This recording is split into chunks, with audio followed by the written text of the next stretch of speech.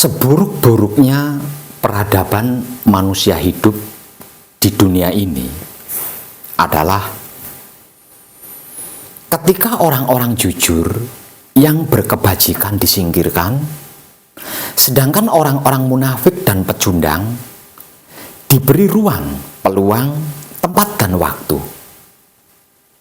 Ketika ucapan jujur dan perilaku baik menjadi tabu, sedangkan kebohongan dianggap hal biasa-biasa saja, bahkan diapresiasi.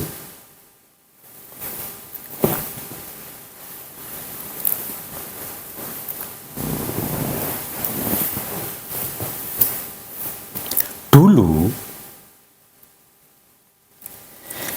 di awal saya mendirikan Pesanggerahan Pesona Jagat Alit II dengan berbagai upaya dan usaha yang sebegitu sulit dan rumitnya.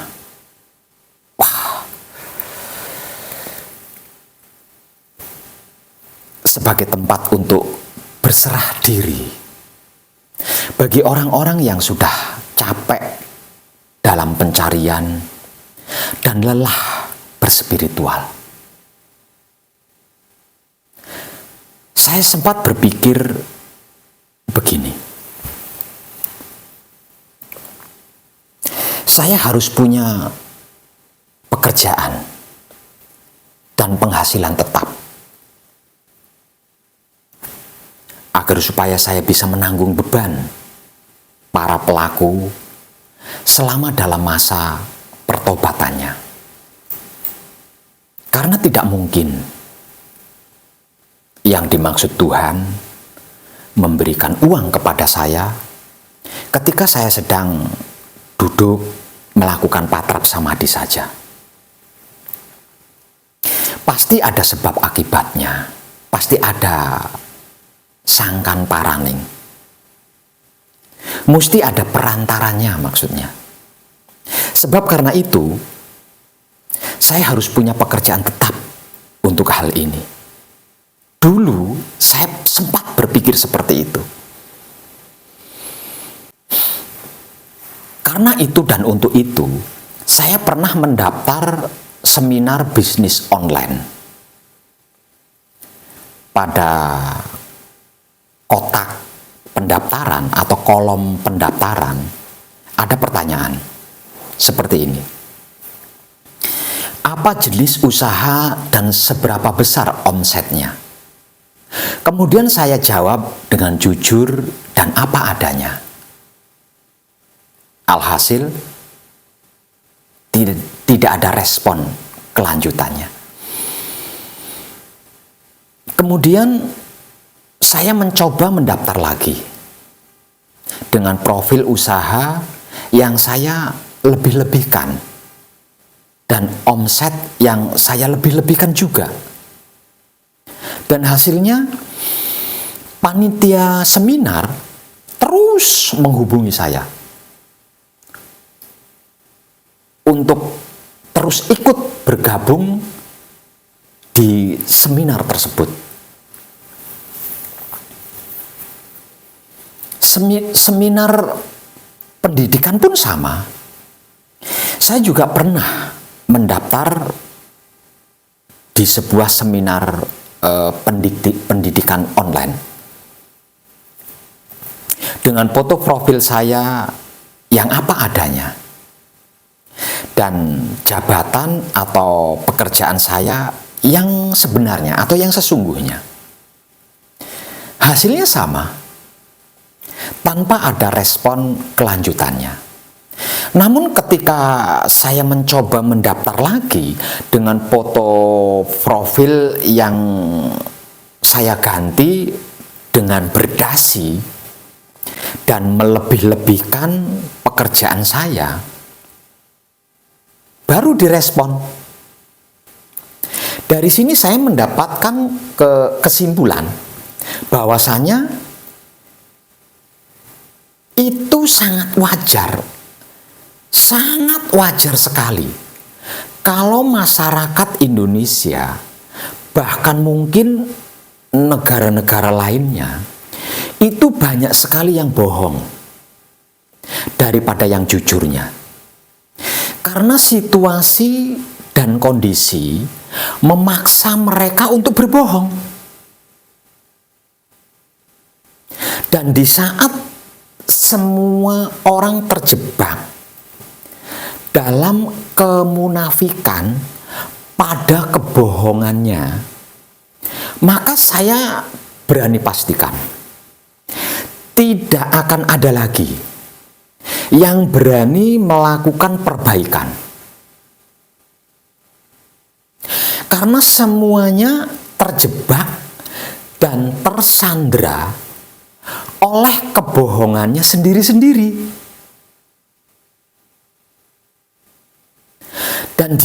Dan jikalau ini terjadi, maka alam semesta akan bekerja dengan sendirinya. Artinya, dengan cara yang pernah terjadi pada peradaban-peradaban sebelumnya, peradaban-peradaban di masa lalu. Di saat ada benang yang kusut, ruwet, dan sangat sulit untuk diperbaiki, maka satu-satunya cara adalah membuang benang kusut atau ruwet tersebut. Iya tidak? Kemudian menggantinya dengan benang yang baru. Dan proses eliminasi kekusutan atau keruwetan ini akan dilakukan oleh alam semesta dengan sendirinya.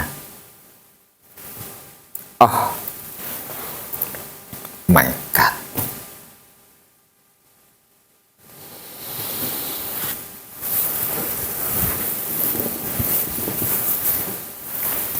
Kemudian saya memutuskan untuk mengibadahkan atau mempraktekkan wahyu pancagaib. Kemudian saya memutuskan hanya untuk mengibadahkan atau mempraktekkan wahyu pancagaib menggunakan sikap dan sifatnya wahyu pancagaib itu sendiri, yaitu wahyu pancalaku atau iman. Tidak jadi mendaftar itu, tidak jadi mendaftar ini lagi. Untuk mendapatkan pekerjaan dan penghasilan tetap. Semuanya, segalanya, bahkan seluruhnya saya serahkan dan saya percayakan hanya kepada Maha Suci hidup saja. Saya tidak mau menjadi bagian dari kekusutan atau keruwetan yang sudah ada. Karena pada akhirnya yang kusut-kusut atau yang ruwet-ruwet itulah yang akan tersingkirkan. Disingkirkan oleh kekuatan alam semesta, bukan oleh Tuhan atau makhluk. Dan ternyata benar. Dimulai semenjak saya mendirikan pesanggrahan hingga saat sekarang ini, tiada henti-hentinya alam semesta melakukannya. Bahkan semakin mengerikan. Beruntunglah panjenengan semuanya yang telah tercerahkan oleh wahyu pancagaib, yang dipraktekkan sesuai sikap dan sifatnya wahyu pancagaib itu sendiri, yaitu wahyu pancalaku atau iman. Karena panjenengan akan terselamatkan hingga tersempurnakan dari alam semesta yang sedang melakukan pembersihan. Ingat, tidak perlu itu, tidak perlu ini. Cukup lakukan palungguh jati jika diperlukan, dan panjenengan beserta seluruh keluarga besar panjenengan akan baik-baik saja.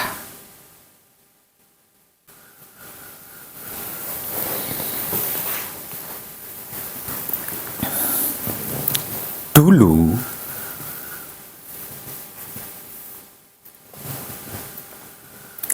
ketika saya masih anak-anak, kehidupan saya penuh dengan duka dan nestapa. Karena selain mendapatkan perlakuan tidak adil dari seorang bapak kandung, saya juga mendapatkan perlakuan tidak baik dari orang-orang lain dan teman-teman sebaya saya kala itu. Seperti yang pernah saya tulis di dalam biografi sejarah perjalanan spiritual kehidupan saya, Wong Edan Bagu, di Google. Sedikit saya ambil cuplikannya sebagai berikut.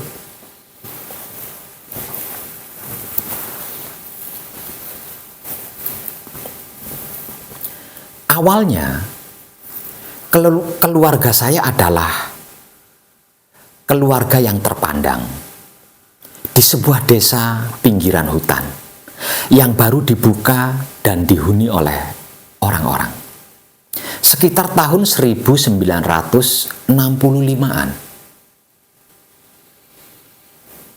Rumah kedua orang tua saya lah yang paling bagus di antara rumah-rumah warga lainnya, dan tercukupi kebutuhan keluarganya. Bahkan bapak saya mendirikan sebuah perguruan pencak silat Cimande dan Cikalong, dan memiliki banyak murid. Suatu ketika, seperti biasanya, bapak saya sedang bekerja di ladang, sedangkan ibu saya sedang berdagang di pasar. Dan saya sendiri waktu itu masih berusia sekitar 7 tahunan, menjaga adik perempuan saya yang ketika itu masih berusia sekitar 2 tahunan di rumah. Waktu itu saya sedang merebus air untuk minum. Di luar pengetahuan saya, adik saya bermain kayu dari tungku yang ada apinya menyala. Kemudian api itu ditempel-tempelkan di atap dapur yang terbuat dari daun ilalang. Kejadiannya, terbakarlah. Rumah yang terbuat dari serba kayu, beratap daun ilalang, serta seluruh isinya.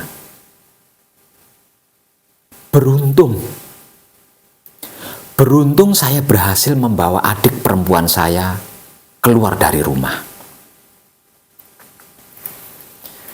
Sejak itu, keluarga saya benar-benar tidak punya apa-apa lagi. Tempat tinggal saya berupa gubuk bambu kecil. Itu pun hasil bantuan dari warga setempat yang menyumbang dan bekerja sama pasca rumah dan seluruh isinya terbakar. Pasca kebakaran itu, kehidupan kami benar-benar serba sulit dan susah.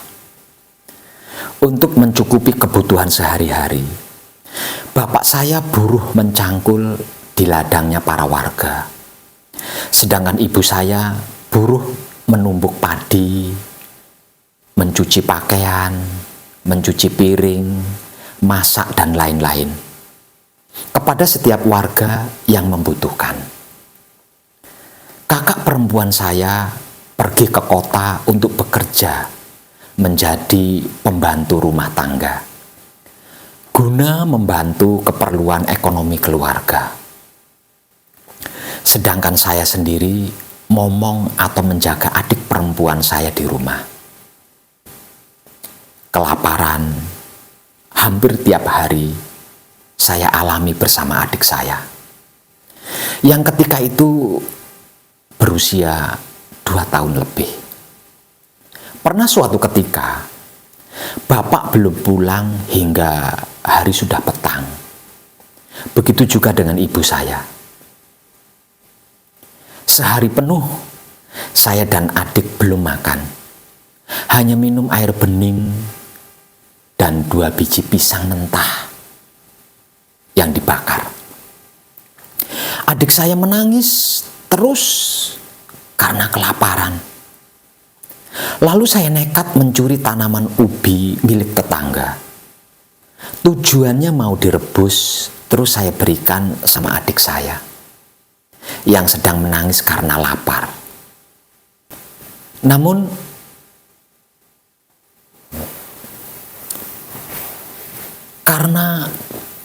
karena saya masih kecil, sekitar 7 tahunan lebih umur saya pada waktu itu, saya tidak mampu mencabut pohon ubi kayu. Akhirnya ubinya tidak dapat. Ketahuan oleh yang punya ubi. Saya pun didakwa maling dan dihukum. Dipukul, ditendang, ditampar, dan lain-lain sebagainya bersama adik saya. Pernah lagi suatu ketika dalam hal yang sama, demi adik dan untuk adik yang kelaparan, saya pun nekat mencuri pisang yang sekitar 2 atau 3 biji matang di pohon. Namun sayangnya saya gagal lagi karena tidak bisa memanjat pohon pisang, sehingga sampai ketahuan sama pemiliknya. Akibatnya, selain didakwa maling, saya disuruh memakan setandan buah pisang yang masih mentah tadi, yang hendak saya curi tadi. Karena saya tidak mampu menghabiskan buah pisang 1 tandan itu, saya pun disuruh tengkurap, terus saya diinjak hingga pisang yang sudah saya makan tadi keluar lagi lewat mulut. Selain itu, saya pun dipukul, ditendang, dan lain-lain sebagainya bersama adik saya. Mungkin dari beberapa kejadian inilah, sehingganya setiap kali ada warga yang kehilangan, selalu saya yang dituduh sebagai pencurinya. Berasnya hilang, saya yang dituduh. Sepeda hilang, radio hilang, apapun yang hilang, selalu saya yang dituduh. Padahal saya tidak melakukan pencurian itu. Setelah beberapa kali saya mencuri tanaman demi adik saya, dan itu selalu gagal. Karena ketahuan dan dihajar, saya pun kapok, tidak melakukan lagi, takut. Namun setiap kali ada kehilangan, selalu saya yang dituduh dan dihukum. Dihukum oleh orang tua saya sendiri, dan dihukum sama pemilik yang barangnya hilang. Bahkan orang-orang ikut-ikutan geram kepada saya. Pernah suatu ketika, ada warga kehilangan 1 karung berasnya. Seperti biasa, sayalah yang dituduh. Selain disuruh mengembalikan beras yang hilang itu, saya pun dihajar karena saya tidak bisa mengembalikan. Lalu saya diseret menemui bapak saya yang ketika itu sedang buruh mencangkul di ladang salah satu warga. Setibanya, "Ini anakmu habis mencuri beras 1 karung milik saya. Saya tidak mau tahu, 1 karung beras itu harus dikembalikan."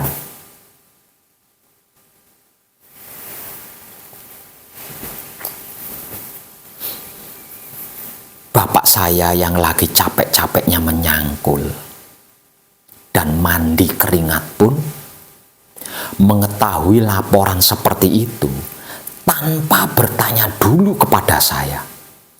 Tidak memberi kesempatan kepada saya untuk memberikan penjelasan. Langsung main pukul saja. Pakai gagang cangkul. Sambil teriak-teriak. "Anak durhaka, bikin malu orang tua, bikin malu keluarga, dan bla bla bla bla bla lainnya."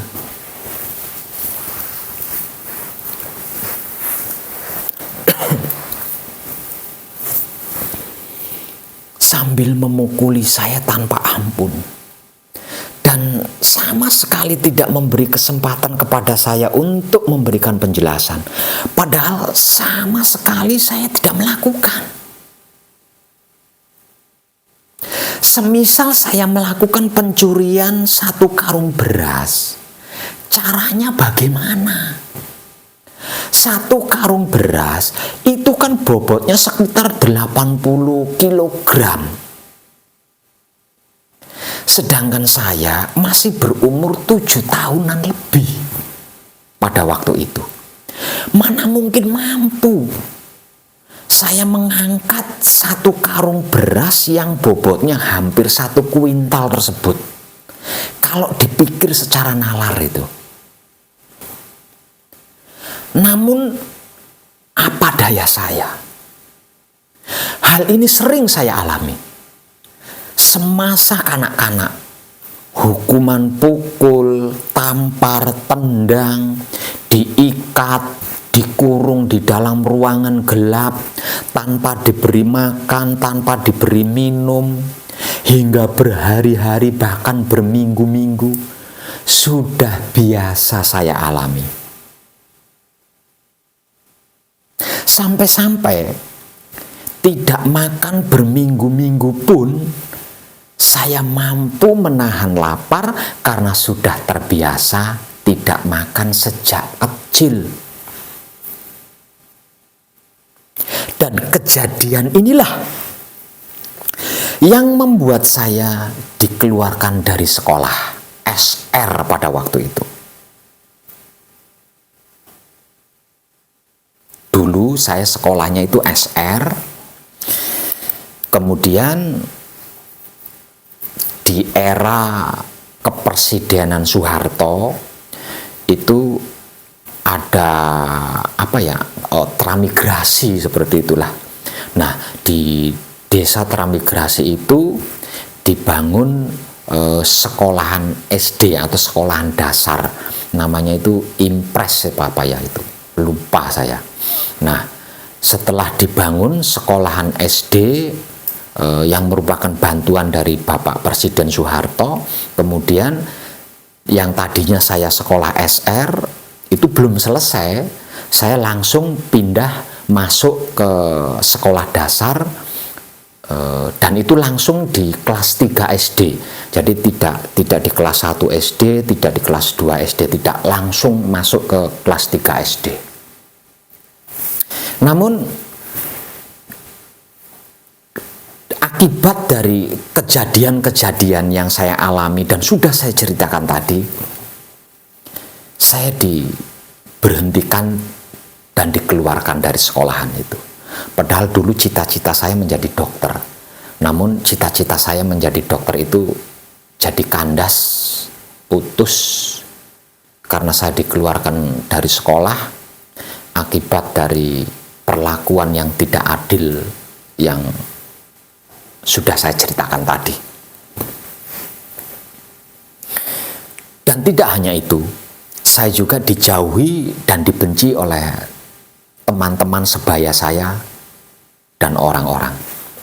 Bahkan bapak saya mengambil keputusan mengusir saya untuk pergi selamanya. Karena menurutnya, saya adalah anak yang membawa sial, tidak berbakti dan telah merusak nama baik keluarga. Dan seperti yang pernah saya tulis dalam biografi saya berjuang mempertahankan kehidupan saya sendiri tanpa bantuan dari siapapun sejak saya masih berusia 7 tahun lebih. Semenjak saya diusir oleh orang tua saya. Dimulai dari sinilah saya memiliki ribuan pertanyaan dalam benak yang semuanya mengacu kepada dendam kesumat. Beberapa di antaranya, kenapa Bapak begitu amat sama saya? Kenapa orang-orang itu tega banget sama saya? Kenapa teman-teman saya juga ikut-ikutan bla bla bla dan lain-lain sebagainya? Saya bingung. Harus membawa pertanyaan-pertanyaan ini kemana dan harus saya tanyakan kepada siapa? Perlakuan tidak adil dan tidak baik ini tertanam kuat di dalam diri saya. Dan menjadi pertanyaan yang tertunda jawabannya hingga saya menjadi remaja. Pada usia remaja, saya mulai mempertanyakannya kepada setiap orang yang katanya orang itu adalah orang hebat, orang pintar, orang sakti, seperti sesepuh atau dukun misalnya, atau paranormal, atau orang-orang sakti mandraguna, kalau istilah sekarangnya. Dan setiap kali saya mengajukan pertanyaan, saya perhatikan mereka pun mulai mengutip jawaban-jawabannya dari ada yang membuka primbon, ada yang membuka kitab, ada yang membuka rontal, dan lain-lain. Yang kemudian mengotak-atiknya. Bahkan ada yang menggunakan benda-benda keramat, seperti jimat atau pusaka, yang kemudian dirituali demi untuk bisa menjawab apa yang saya tanyakan.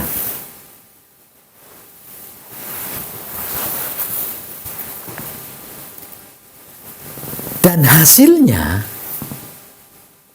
tidak satu pun pertanyaan saya dapat dijawab. Mereka hanya mengira-ngira saja. Lebih kurang atau kurang lebihnya. Sehingganya sama sekali. Ya, setidaknya membuat saya puas begitu. Sama sekali tidak. Padahal pertanyaan yang saya ajukan pada waktu itu hanya 4 pertanyaan saja. Walaupun ada jutaan pertanyaan dalam benak saya. Namun hanya 4 pertanyaan saja yang selalu saya tanyakan setiap kali mendapatkan orang yang katanya orang adalah orang hebat. Yaitu, sebenarnya siapa aku ini? Dari mana aku ini? Untuk apa aku ini? Hendak kemana tujuan aku hidup di dunia ini? Sehingga membuat orang-orang itu, teman-temanku itu, bahkan bapak kandungku sendiri begitu amat sama saya. Kenapa dan mengapa hanya itu pertanyaan saya. Lama-kelamaan, saya pun berpikir, apakah pertanyaan saya ini terlalu sulit sehingga tidak ada yang bisa menjawabnya? Bahkan untuk menjawabnya dibutuhkan buku, kitab, rontal, pusaka, jimat. Itu pun masih tidak menjawab. Itu pun masih tidak menjawab juga. Ada apa dengan diriku ini? Jutaan pertanyaan yang sudah ada saja belum terjawab. Malah nambah pertanyaan-pertanyaan baru. Salah satunya, ada apa dengan diriku ini? Kenapa? Mengapa? Saya pun menyimpulkannya bahwa ini adalah misteri kehidupan diri pribadi saya yang harus saya pecahkan sendiri jawabannya. Namun, bagaimana caranya? Apa yang harus saya lakukan supaya misteri ini terungkap, terjawab? Dengan ini, saya pun mulai berguru ke sana dan ke sini kepada orang-orang yang katanya orang adalah orang hebat, orang pintar, orang kuat, orang sakti, bahkan diyakini sebagai utusan Tuhan, wakil Tuhan, kekasih Tuhan, tokoh kepercayaan, tokoh keyakinan, bla bla bla bla bla, ini dan itu, dengan harapan bisa menjadi orang pintar, orang hebat, orang kuat seperti mereka. Jika perlu, orang yang sakti mandraguna, supaya bisa menemukan jawaban sendiri untuk jutaan pertanyaan dalam diri ini.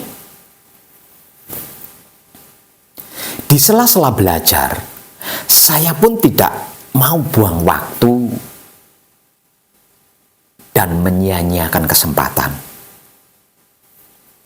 Sehingganya begitu ada celah, saya pun langsung bertanya, menanyakan pertanyaan yang selama ini belum terjawab, karena belum ada yang bisa menjawabnya.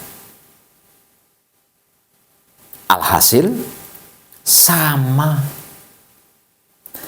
tidak terjawab juga. Ada beberapa guru, pembimbing, bisa menjelaskan, bukan menjawab.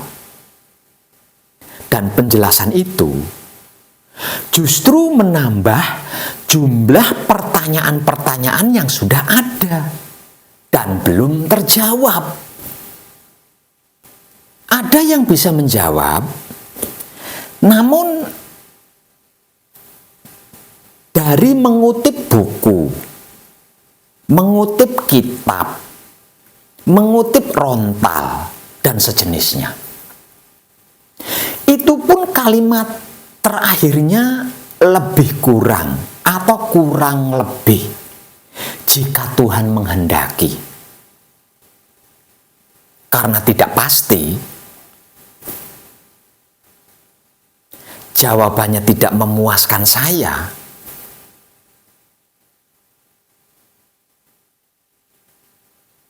ya saya bingung sendiri. Ini saya alami selama puluhan tahun loh. Sejak saya anak-anak sampai saya menjadi dewasa. Seperti itu dan begitu terus. Kalau bukan tidak bisa menjawab, jawabannya tidak memuaskan. Namun seiring berjalannya waktu, dengan itu semuanya, Saya mendapatkan banyak ilmu-ilmu pengertian, ilmu-ilmu pemahaman, dan ilmu-ilmu pengetahuan.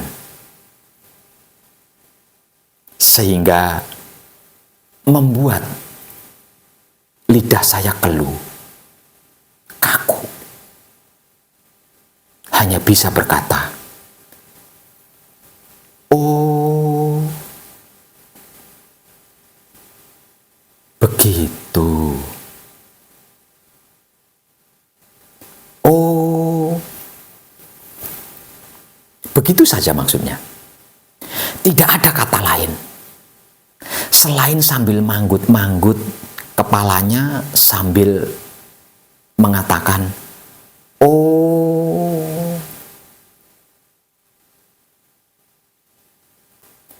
Karena saya tidak menemukan seorang pun, bahkan guru, yang bisa menjawab satu saja dari 4 pertanyaan saya tadi tanpa mengutip katanya orang lain, termasuk buku, kitab, primbon, jimat, dan lain-lain sebagainya. Sehingganya, semenjak itu pula, saya menjadi berhati-hati, bahkan tidak menanyakan kepada sembarang orang. Maka, jadilah pertanyaan terpendam di dalam diri saya yang amat sangat rahasia dan misterius.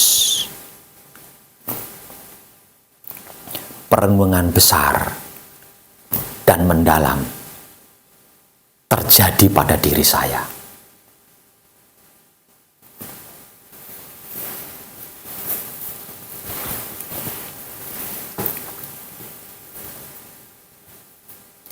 Bahwa otoritas yang mereka rujuk pasti dari mengutip otoritas lain.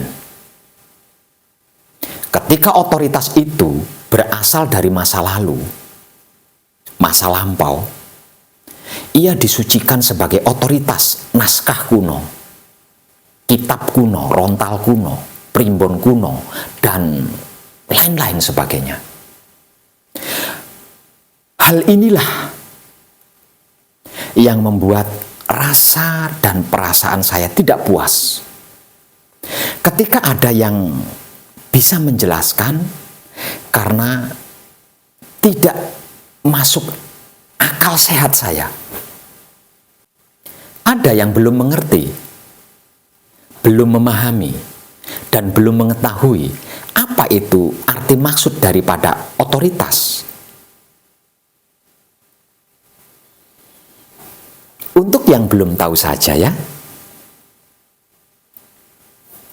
arti maksudnya otoritas adalah kewenangan untuk menjamin ketaatan dengan menghindari perlunya persuasi dan argumen rasional di satu sisi, serta tekanan dan paksaan di sisi lainnya.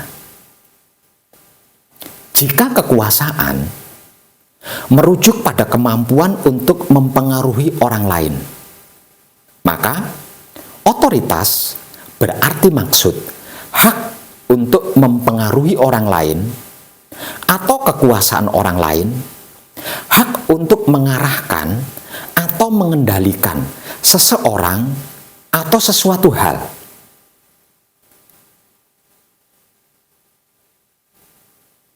Dengan ini, akal saya menolak ketika otoritas dianggap sebagai kebenaran. Karena bagi saya, kebenaran adalah satu-satunya otoritas. Ketika saya sudah dewasa, setelah kenyang, ibaratnya orang makan, sudah capek, ibaratnya orang berusaha, belajar, mengkaji, berguru, keliling dunia kian kemari, mengembara, berkelana, berpetualang, bermusafir.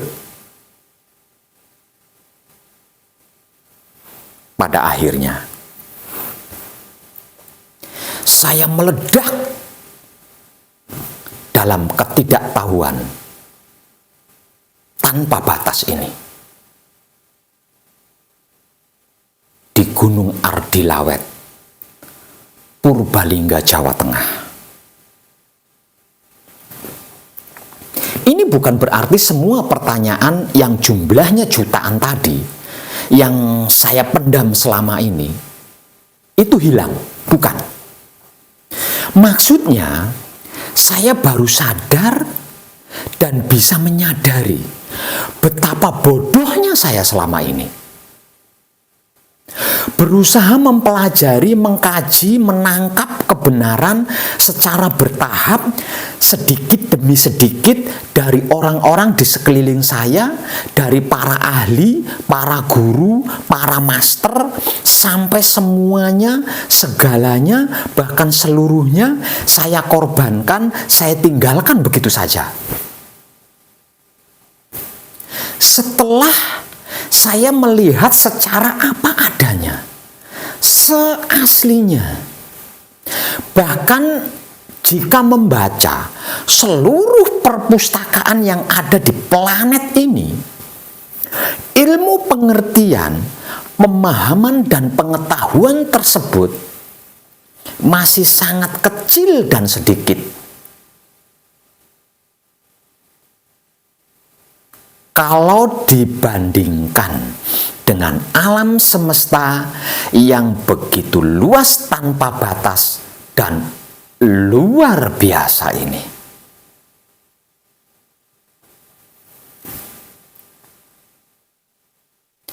Sejak itulah, karena sudah lelah, sudah capek, bahkan putus asa, sebab sudah habis total modalnya dan bekalnya. Namun, apa yang menjadi pertanyaan diri tidak terjawab juga. Hanya ilmu kesaktian, lagi-lagi ilmu kesaktian, lagi-lagi ilmu pengertian, lagi-lagi ilmu pemahaman, dan ilmu pengetahuan yang saya dapatkan, itu pun dipolitiki. Kalau bukan politik adab, kalau bukan politik adat, politik tradisi, atau politik budaya. Kalau bukan politik tradisi atau budaya, politik kepercayaan, atau politik keyakinan, atau politik agama. Kalau bukan politik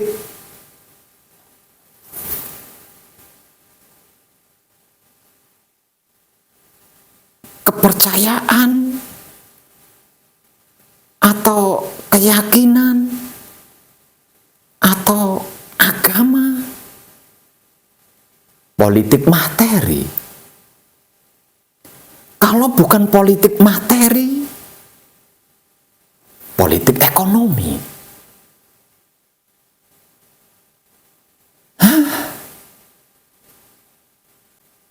Yang semuanya itu justru membuat saya semakin tersesat jauh dalam kebingungan tak berujung.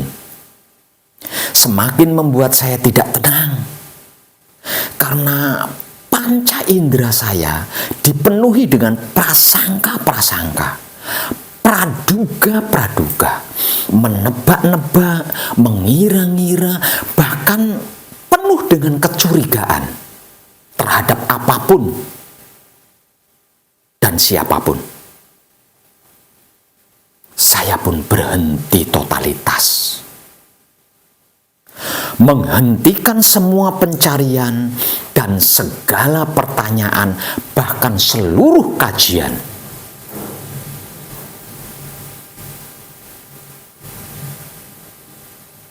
Tidak lagi bertanya-tanya, tidak lagi mencari-cari, dan tidak lagi berguru dan belajar itu dan ini lagi kepada siapapun. saya berdiam diri di puncak Gunung Ardilawet, Purbalingga, Jawa Tengah. Siang malam saya hanya mengamati dan memperhatikan alam semesta di sekitar Gunung Ardilawet, Purbalingga, Jawa Tengah, yang secara non-stop berhubungan langsung dengan segenap jiwa raga saya, dengan nyata, dengan natural, dengan alami, dan apa adanya. Setiap kejadian saya nikmati rasanya, dan setiap rasa yang berhasil saya nikmati, saya syukuri. Dan ternyata setiap syukur yang saya lakukan ini itu dapat membangkitkan kesadaran diri saya. Semakin saya bersyukur, semakin besar, tinggi, dan berkembang di dalam diri saya. Semakin tumbuh tinggi, besar, dan berkembang kesadaran diri saya, semakin hidup segenap diri saya ini. Dari ujung kaki hingga ujung rambut. Semakin saya berkesadaran hidup, semakin jelas pencerahan-pencerahan dari alam semesta yang mencerahkan jiwa raga saya di setiap saatnya. Sehingga saya benar-benar menyadari secara real, sehingga saya benar-benar menyadari secara real dan nyata bahwa pencerahan itu bukan berarti maksud mengerti, memahami, dan mengetahui semuanya, segalanya, dan seluruhnya. Tentang apapun di dalam alam semesta, termasuk yang dimaksud Tuhan, melainkan kesadaran yang jernih, kesadaran yang murni, kesadaran yang asli, kesadaran natural atau alami, atau kesadaran apa adanya. Tidak dibuat-buat maksudnya. Tidak dibikin-bikin. Tidak direkayasa. Seperti yang sering saya bahasakan sebagai kesadaran cinta kasih sayang hidup.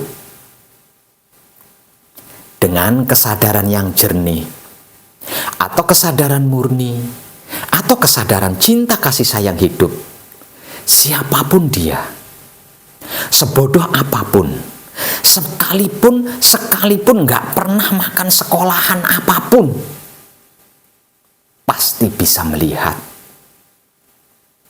merasakan,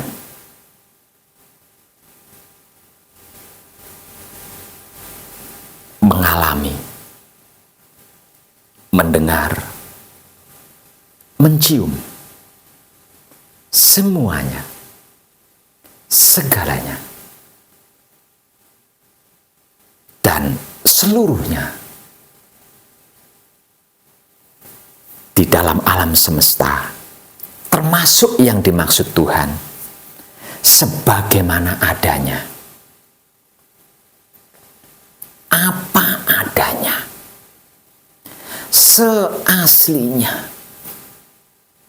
senyata-nyatanya, real science-nya.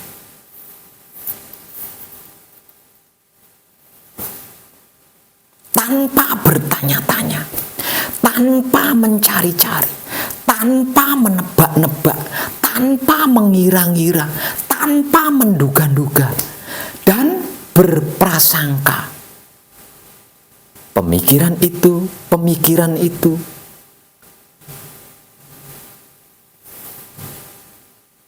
dan dan lain-lain sebagainya. Dikarenakan matanya asli, natural, alami. Perasa mulutnya asli, natural, alami. Kelakuan dirinya asli, natural, alami. Pendengaran telinganya asli, natural, alami. Penciuman hidungnya asli, natural, alami. Tidak dibuat-buat, tidak berpura-pura, tidak dibikin-bikin, tidak terpaksa dan tidak dipaksakan, tidak tertekan dan tidak ditekan. Tanpa kesadaran yang jernih, kesadaran yang murni, kesadaran yang asli, kesadaran natural atau alami alias kesadaran cinta kasih sayang hidup, siapapun dia, sehebat dan sekuat apapun, pasti berpersepsi, berpikir itu ini, bertanya, mencari-cari, menebak-nebak, mengira-ngira, menduga-duga, berpikir itu, berpikir ini, ketika melihat sesuatu hal, ketika merasakan sesuatu hal, ketika melakukan sesuatu hal, ketika mendengarkan sesuatu hal, ketika mencium sesuatu hal, kemudian ini nih yang bahaya. Apa yang dipersepsikan, dipikirkan, ditanya, dicari, ditebak, dikira, diduga, tadi akan diasumsi. Setelah diasumsi, lalu digunakan untuk mempolitiki diri sendiri, bahkan orang lain. Oh my God.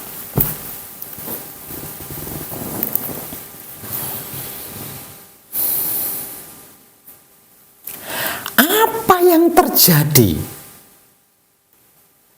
pada keyakinan, kepercayaan, adat tradisi, apapun sebutan golongannya, selama ini nih, otoritas orang lain dijadikan rujukan, diadopsi, kemudian dipersepsikan menurut instingnya, lalu diasumsi menurut instingnya, kemudian dijadikan untuk mempolitiki diri sendiri dan orang lain. Kalau ini terjadi pada skala besar, 100 orang misalnya, kemudian 100 orang ini diadopsi oleh 100 orang lagi, dan seterusnya, berarti ada berapa puluh juta, bahkan miliar orang yang tersesat di dunia ini. Oh my God.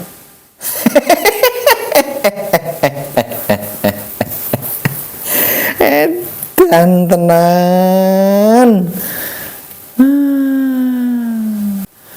Sebab karena itu, berulang kali saya tegaskan, bahkan tidak terhitung saya katakan, bahwa saya Wong Edan Bagu bukanlah guru, bukan pembimbing.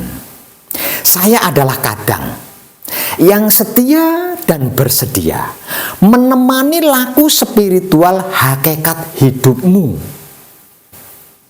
yang rela berjuang, berkorban, mengabdi kepadamu selama dalam perjalanan menuju kesejatian diri. Panjenengan menganggap saya guru. Panjenengan menganggap saya pembimbing. Yang kemudian apa yang saya katakan, apa yang saya ucapkan, panjenengan jadikan rujukan. Lalu panjenengan adopsi sebagai otoritas. Kemudian dipersepsikan menurut insting panjenengan. Diasumsi menurut insting panjenengan. Kemudian panjenengan jadikan untuk mempolitiki diri panjenengan sendiri, bahkan orang lain. Percayalah, hingga matahari dan bulan terbit dari barat sekalipun, sampai akhir hayat kehidupan panjenengan sekalipun, panjenengan tidak akan pernah bisa berhasil mencapai titik kesadaran tertinggi, yaitu kesadaran cinta kasih sayang hidup panjenengan sendiri di dalam laku spiritual hakikat hidup.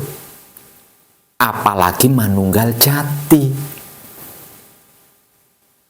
yang menjadi puncak tujuan akhir seluruh makhluk penghuni alam semesta ini. Karena panjenengan sudah gagal paham tentang peta jati diri, sejatinya manusia hidup yang sesungguhnya, yang sudah saya tunjukkan kepada panjenengan tanpa tedeng aling-aling.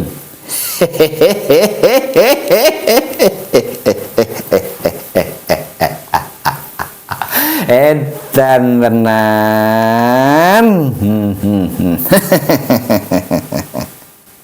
Dan sepertinya keadaan manusia saat sekarang ini sama dengan keadaan saya sewaktu saya masih kanak-kanak tempo dulu. Tanpa mengerti, tanpa memahami, dan tanpa mengetahui apapun tentang hakikat keberadaan mereka masing-masing diri. Namun mempunyai berjuta-juta pertanyaan dalam benaknya dan menganggapnya itu hal biasa saja, sehingga mereka tidak peduli. Daripada merenungi pertanyaan-pertanyaan itu, mereka lebih memilih asik berusaha mencari kebutuhan raga untuk menjalani kehidupan sehari-hari di dunia yang sesungguhnya fana ini. Tubuh dan akal pikiran mereka sendiri adalah piranti atau alat. Ego, pamrih, dan arogan mereka sendiri adalah sebagai kendaraan yang digunakan untuk mencukupi kebutuhan raga sehari-hari dalam menjalani kehidupan di dunia yang sesungguhnya semu ini. Tanpa mengerti, tanpa memahami, tanpa mengetahui, tanpa mengalami subjektif tentang dirinya siapa, dari mana, untuk apa, dan hendak kemana. Tanpa kesadaran cinta kasih sayang hidup, mereka mencoba dan terus mencoba menjalani kehidupan di dunia ini seperti itu. Bertumbuh, berusaha, lalu setelah berhasil mendapatkan apa ya yang dimaui, seperti membangun tempat tinggal, menumpuk harta, membeli tahta dan asmara, serta keluarga. Terus ditinggal mati begitu saja. Kalau mengalami baik-baik saja, mereka bergembira. Kalau mengalami buruk, mereka bersedih. Kalau mengalami berhasil, mereka tertawa senang, bahkan lupa diri. Kalau mengalami kegagalan, mereka menangis bersedih, bahkan stres, hingga bunuh diri. Kalau tidak ada apa-apa atau mengalami sesuatu, mereka mencari rujukan kepada orang lain yang menurutnya hebat, pintar, cerdas, sakti. Dan orang yang dianggapnya hebat, pintar, cerdas, sakti itu mengadopsi solusi atau jawaban atau jalan keluar dari buku, kitab, primbon, jimat, atau pusaka. Di tempat-tempat keramat yang disucikan pada penghujungnya, lalu semuanya itu, segalanya itu, seluruhnya itu ditinggal mati begitu saja. Sedangkan yang ditinggal mati mencari penggantinya yang baru mati tadi. Inilah yang disebut kehidupan secara kebetulan. Hidup di ujung jari telunjuk orang lain.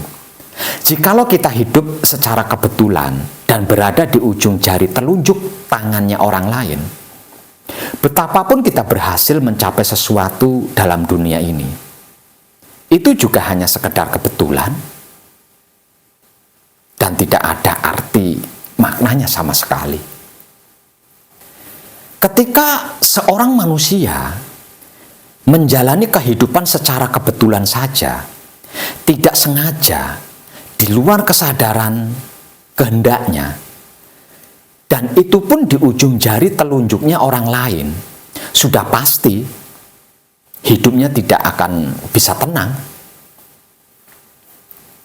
Selalu gelisah, cemas, takut, khawatir, ragu, galau, dan tertekan, terpaksa, serta stres sering melanda. Kalau tubuh dan akal pikiran, serta ego, pamrih, dan arogan kita menerima instruksi kesadaran cinta kasih sayang hidup kita, kita tidak akan membuat diri kita gelisah, cemas, takut, khawatir, ragu, galau, tertekan, terpaksa, dan stres. Tidak peduli dengan apa yang terjadi di sekitar kita. Pesan saya tentang hal ini kepada para kawula muda-mudi, siapapun dirimu dan bagaimanapun background latar belakangmu, serta dimanapun kau berada, hal terpenting yang perlu dimengerti, dipahami, dan diketahui adalah sekarang ini bukanlah saatnya mentaklukkan dunia, melainkan kenalilah dirimu siapa, dirimu dari mana, dirimu untuk apa, dan dirimu hendak kemana. Karena hanya setelah kita mengenal diri kita, kita bisa menyelamatkan tubuh dan akal pikiran kita, ego, pamrih, dan arogan kita, dari kesesatan yang mencelakakan diri kita sendiri dan orang lain, bahkan menguasai dunia dengan sempurna. Jika kita menginvestasikan cukup waktu dan kesempatan dalam pengkajian diri pribadi, maka menghadapi situasi di luar diri akan sangat mudah. Mudah dalam artian tidak ada yang menjadi beban masalah. Apapun itu. Mempertahankan dan mengembangkan jati diri pribadi kita sendiri sampai mengerti, memahami, mengetahui sistem pengaturan atau setting internal atau dalam diri, maka sesuai dengan kemampuan diri kita, kita juga bisa mengatur atau men-setting eksternal atau luar diri dengan mudah. Kalau panjenengan benar-benar menyimak pencerahan peta jati diri yang sudah saya tunjukkan tanpa tedeng aling-aling, dan melaluinya dengan apa adanya, bukan karena ada apa-apanya, seperti yang sudah saya tunjukkan tanpa tedeng aling-aling. Pasti kesadaran cinta kasih sayang hidup panjenengan akan bangkit, bangun, atau aktif.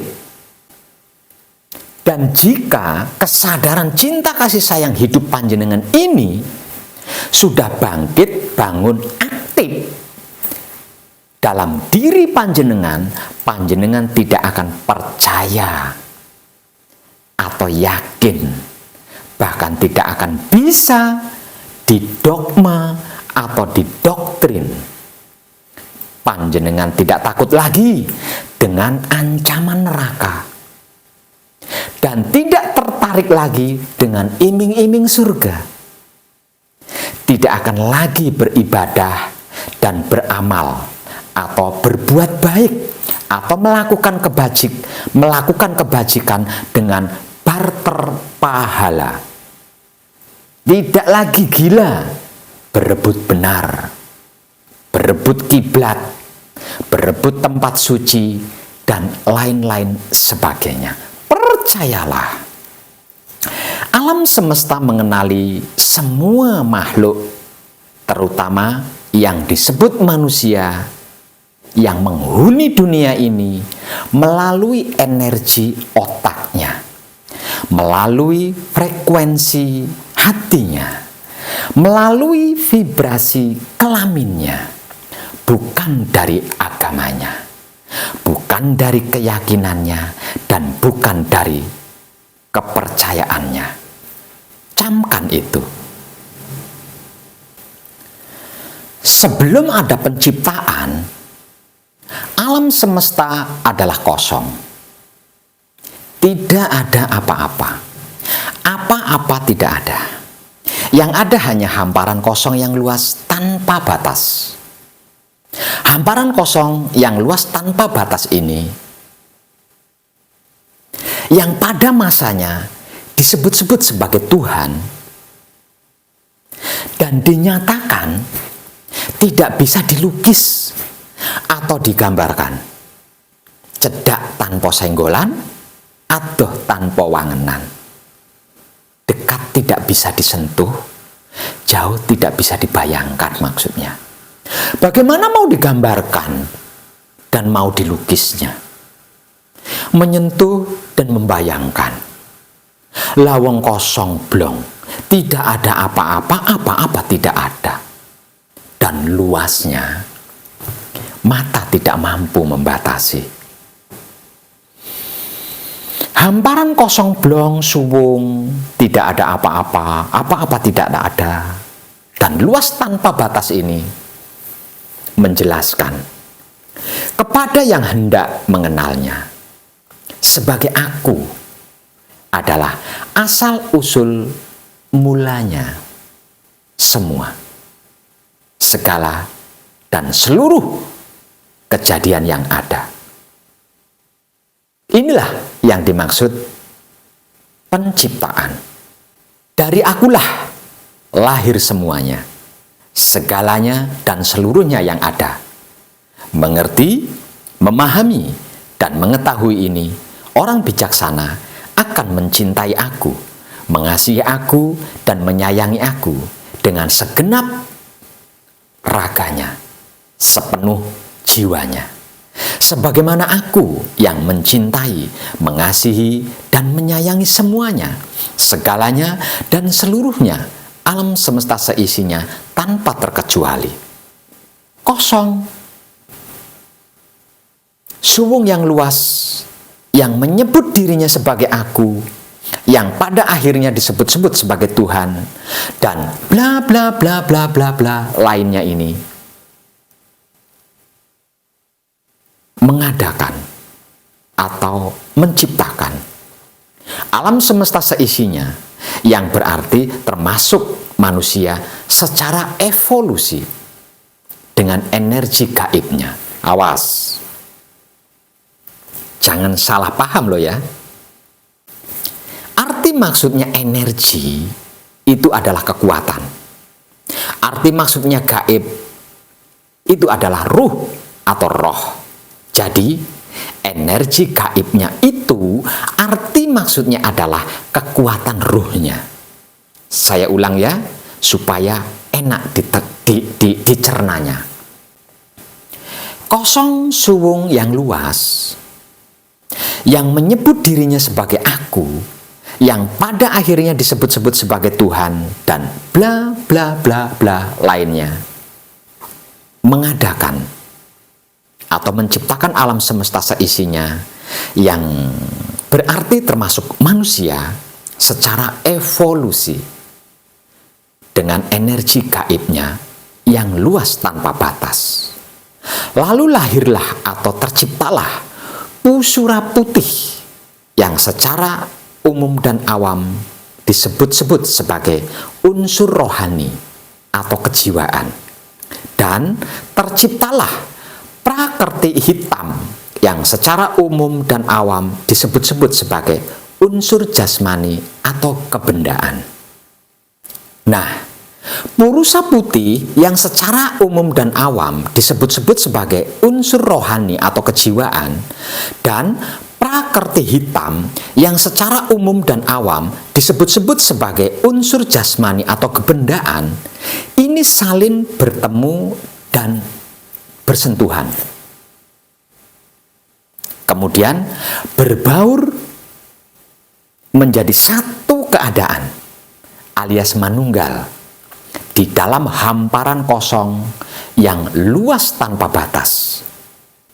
Dan dari pertemuan dan sentuhan serta berbaurnya atau manunggalnya purusa putih dan prakerti hitam ini, kemudian lahir atau terciptalah panca gaib atau 5 ruh atau 5 elemen atau 5 intisari yang secara ilmu pengertian, pemahaman dan pengetahuannya disebut-sebut sebagai sedulur papat, kalima pancer, yang sudah saya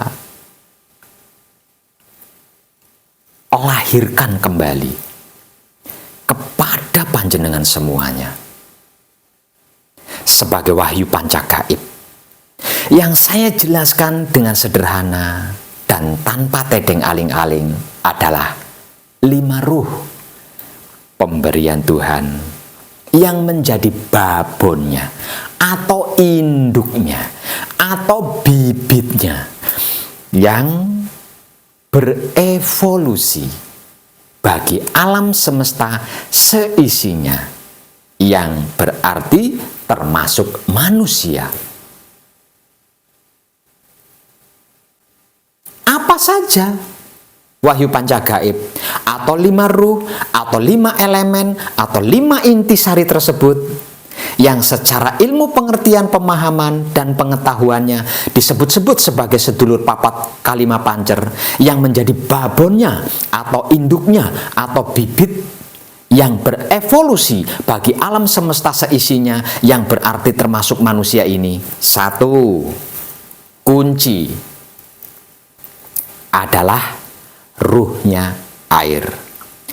2. Paweling adalah ruhnya bumi.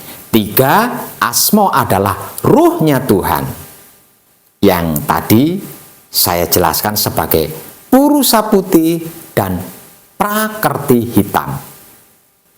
4. Mijil adalah ruhnya api. Dan yang kelima, singkir adalah ruhnya angin. Oke? Panca gaib atau 5 ruh atau 5 elemen atau 5 intisari atau 5 unsur inilah yang berevolusi sebagai babonnya atau induknya atau bibitnya alam semesta seisinya, yang berarti termasuk manusia. Dan terkhusus bagi makhluk yang disebut sebagai manusia, aku bersikap dan bersifat sama kepada semua makhluk. Tidak ada yang paling aku benci atau yang paling aku kasihi.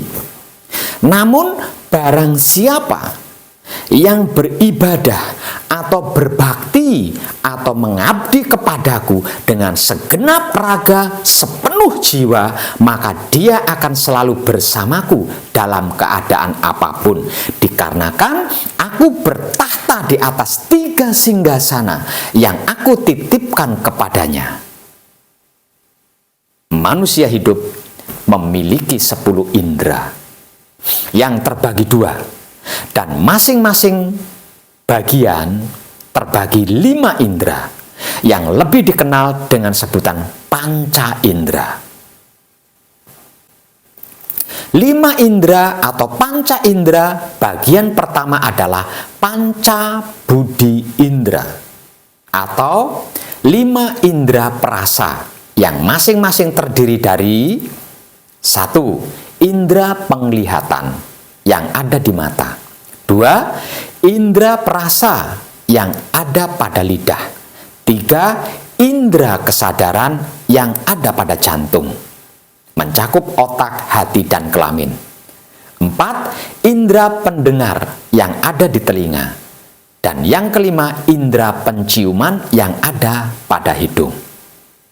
Sedangkan 5 indera atau panca indera bagian kedua adalah panca karma indera atau 5 indera penggerik dan penggerak yang masing-masing terdiri dari 1. Penggerik yang menggerakkan mata.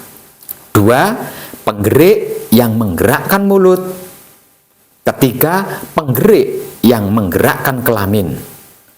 4. Penggerik yang menggerakkan anus. Dan yang kelima, penggerik yang menggerakkan kaki dan tangan termasuk tubuh. Right? Oke? Dan sesungguhnya kajian ini ada pada setiap agama yang dipercayai atau diyakini oleh manusia sebagai tuntunan dan aturan beribadah, yaitu syariat, tarekat, hakikat, dan makrifat. 1. Ilmu syariat mengajarkan pelakunya untuk membenahi diri. Dalam makom syariat, pelaku sesungguhnya menyembah kekosongan. Syariat ini dikerjakan oleh tubuh atau raga atau jasmani. Yang kedua,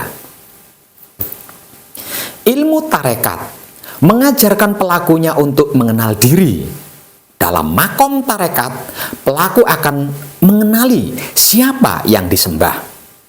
Tarekat ini dikerjakan oleh jiwa atau sukma atau rohani atau sedulur papat. Yang ketiga, ilmu hakikat mengajarkan pelakunya untuk berserah diri. Dalam makom hakikat, pelaku akan sampai pada yang disembah. Hakikat ini dikerjakan oleh hidup atau pancer. Yang keempat adalah ilmu makrifat, mengajarkan pelakunya untuk mengenal diri. Dalam makom makrifat, pelaku akan mengerti, memahami, dan mengetahui sejatinya diri yang sejati. Makrifat dikerjakan oleh sedulur papat kalima pancer atau 5 ruh yang ada di dalam dirinya sendiri, yang kemudian disebut sebagai ilmu tauhid atau ilmu manunggaling kawula Gusti. Untuk panjenengan, para pengaku ahli agama, kepercayaan, dan keyakinan, apapun istilah sebutannya, tidakkah kau mengerti dan paham ini? Panjenengan sedang gigih berjuang menghindari neraka. Sebab karena itu panjenengan tidak mau salah, tidak mau berdosa, supaya tidak disentuh api neraka. Begitu maksudnya? Atau panjenengan berencana mau pergi ke surga dan tinggal di surga, menetap di surga. Sebab karena itu beraneka ragam bentuk ibadah dan berbagai macam amal kau lakukan sebagai tabungan yang nantinya mau ditukar dengan surga. Edan tenan. Sepertinya tidurmu tengkurep deh. Cepat bangun. Atau mainmu kurang jauh ya? Bermainlah hingga ke negeri Cina. Bagi saya pribadi, cerita konsep surga dan neraka, sedangkan evolusi kehidupan alam semesta seisinya, seperti yang sudah saya sampaikan di bagian tadi, adalah kejahatan terhadap kemanusiaan. Ya, itu kejahatan paling besar. Bagaimana tidak? Seorang yang berbicara tentang sebuah tempat yang belum pernah ia datangi selain di sini, yang nyata-nyata sedang ditempati sebagai tempat yang paling baik dari tempat ini, itu adalah kejahatan terhadap kemanusiaan. Dan pekerjaan saya yang paling mendasar adalah untuk menghentikan kejahatan ini, agar supaya semua orang bisa belajar untuk hidup nyaman dan tenang di dunia ini. Tidak tertekan, tidak takut terancam oleh adanya neraka, dan tidak resah gelisah dengan adanya surga. Orang-orang konyol ini sedang menciptakan nerakanya sendiri. Mereka ingin pergi ke surga dengan cara mereka membuat kekacauan di sini. Kemudian mereka ingin pindah ke surga. Coba tanyakan kepada orang-orang yang menceritakan surga dan neraka itu. Apa buktinya? Bisa tidak membuktikannya bahwa surga itu lebih baik dari dunia yang sedang kita tempati bersama ini? Atau neraka itu lebih buruk dari dunia yang sedang kita tempati bersama ini ketika dibuat kacau? Bisa tidak membuktikan? Pasti tidak bisa. Paling-paling mereka mengadopsi dan merujuk ke buku atau kitab. Buku dan kitab itu tulisan aksara, bukan neraka, bukan surga. Seperti yang diceritakannya itu. Iya tidak? Betul tidak? Tidak. Logika sajalah. Ada bukti tidak kalau sudah pernah berada di surga dan surga itu lebih baik dari tempat kita di sini, sehingga mau mengacaukan tempat tinggalmu sendiri, istanamu sendiri, tanah airmu sendiri, surgamu sendiri? Punya bukti tidak? Kita semua ini sedang ada di surga, namun kau mengacaukannya sehingga berubah menjadi neraka. Jadi jangan berhayal dan berhalusinasi tentang suatu tempat yang kau sama sekali belum pernah datang ke tempat itu. Itu stres namanya. Segera bangun dari tidurmu supaya tidak bermimpi. Kalau tidak bangun-bangun berarti kau pingsan tuh. Kalau tidak segera siuman berarti kau mati. maka segera hidup kembali dan cepat beralih kepada kesadaran cinta kasih sayang hidupmu, agar supaya panjenengan dapat mengenali siapa dirimu, dari mana dirimu, untuk apa dirimu, dan hendak kemana dirimu. Itu lebih baik dan realita daripada surga yang panjenengan koar-koarkan itu. Ketika seseorang tidak mengenal siapa dirinya, dari mana dirinya, untuk apa dirinya, hendak kemana dirinya, dia tidak akan bisa mengerti, memahami, mengetahui realita kehidupan yang nyata dan logika ini. Artinya, dia tidak akan bisa benar-benar melihat, benar-benar mendengar, benar-benar mencium, benar-benar merasakan dengan kesadaran cinta kasih sayang yang hidup tentang apapun, termasuk yang dimaksud Tuhan, neraka, dan surga. Hanya meraba-raba, hanya meraba-raba saja, hanya mengira-ngira saja, hanya menduga-duga saja, hanya menerka-nerka saja. Dikarenakan matanya palsu, hidungnya palsu, telinganya palsu, mulutnya palsu. Dengan ini, apapun yang dilihat, dicium, didengar, dirasa juga palsu. Tuhan pun palsu. Man arofa nafsahu faqad arofa robbahu. Barang siapa mengenal diri, maka ia mengenal Tuhannya. Kalau masih mengharap surga dan menghindari neraka, masih mencari dan menyembah Tuhan, memuja dan memuji Tuhan, menjalankan perintah Tuhan, beribadah untuk Tuhan demi mendapatkan surga dan terhindar dari neraka, takut kepada Tuhan, berarti belum mengenal siapa dirinya, dari mana dirinya, untuk apa dirinya, dan hendak kemana dirinya. Boro-boro mengenal Tuhan, dirinya saja tidak jelas.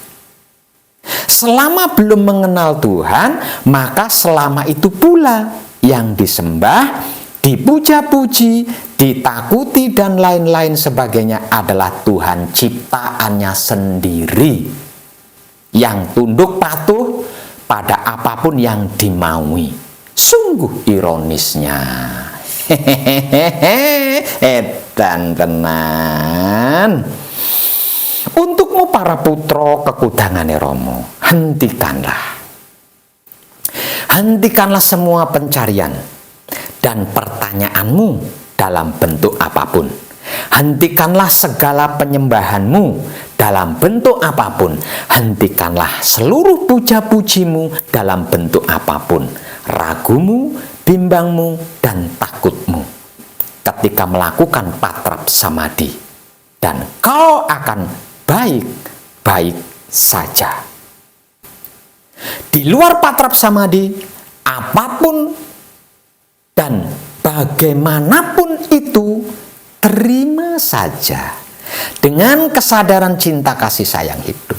Hadapi saja dengan kesadaran cinta kasih sayang hidup. Jalani saja dengan kesadaran cinta kasih sayang hidup. Nikmati saja dengan kesadaran cinta kasih sayang hidup. Dan syukuri saja dengan kesadaran cinta kasih sayang hidup. Dan kau akan tetap baik-baik saja. Oke?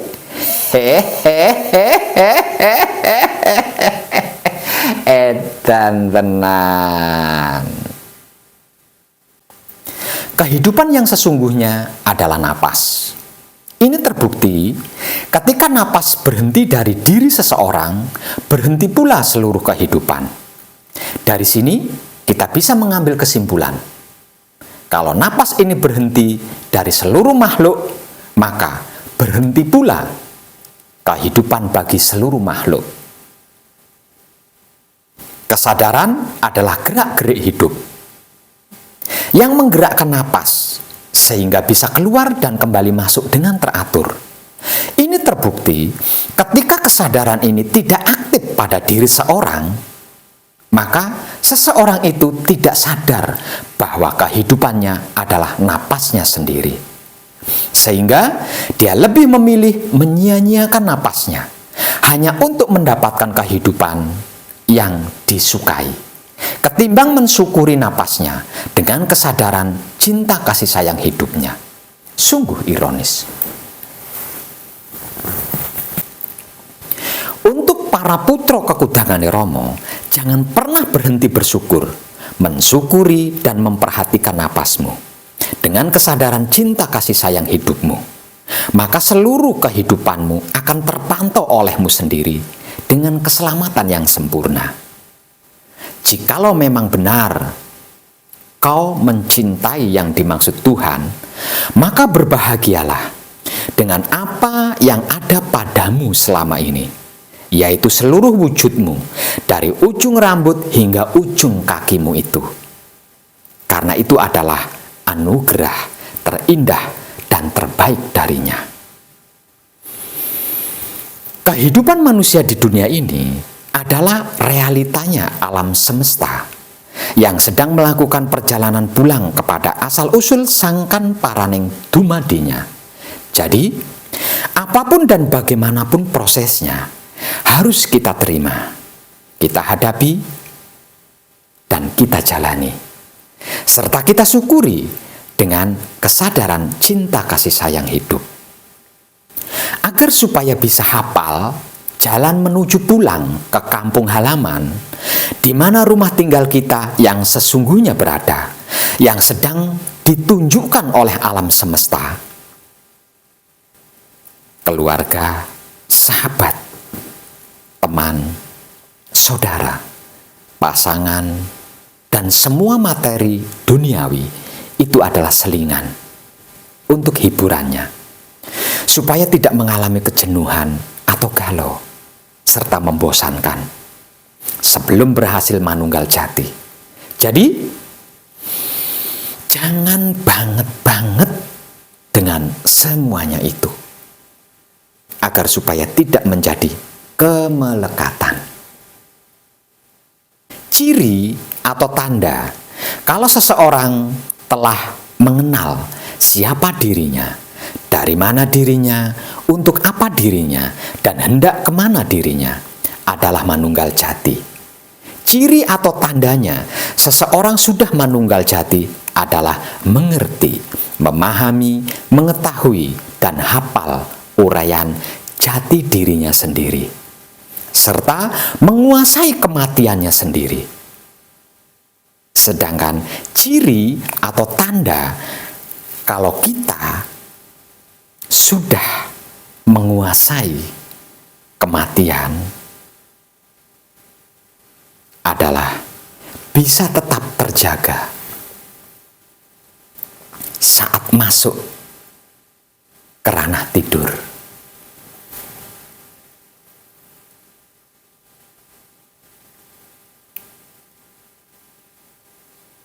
Tuhan adalah kecerdasan. Hidup adalah kesadaran. Kehidupan adalah pencerahan. Dan hal yang penting serta utama adalah menyadari keberadaan jarak dalam waktu, di mana kita bisa menjadi diam dalam keheningan. Karena di dalam keheningan, semua bunyi bisa jelas dan dapat terwujud. Untuk mencapai ini, tidak dan bukan masalah ajaranmu apa dan dari mana berasal, serta latar belakangmu seperti apa, bagaimana. Wahyu Pancagaib atau bukan, dari saya wong edan bagu atau orang lain, sisihkan saja, lepaskan saja semuanya, segalanya, seluruhnya, dan kamu akan baik-baik saja. Untuk diam dalam keheningan, itu saja. Ingat,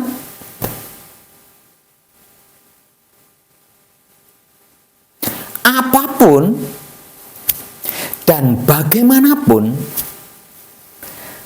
Anda hanyalah satu titik kecil yang terjadi di dalam luasnya hamparan kosong tanpa batas.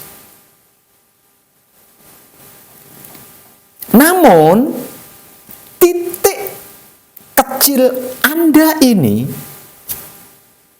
berpotensi untuk menampung seluruh kosmos agar menjadi selamat dan tersempurnakan. Inilah manusia hidup yang mengenal jati dirinya, atau putra kekudangane Rama.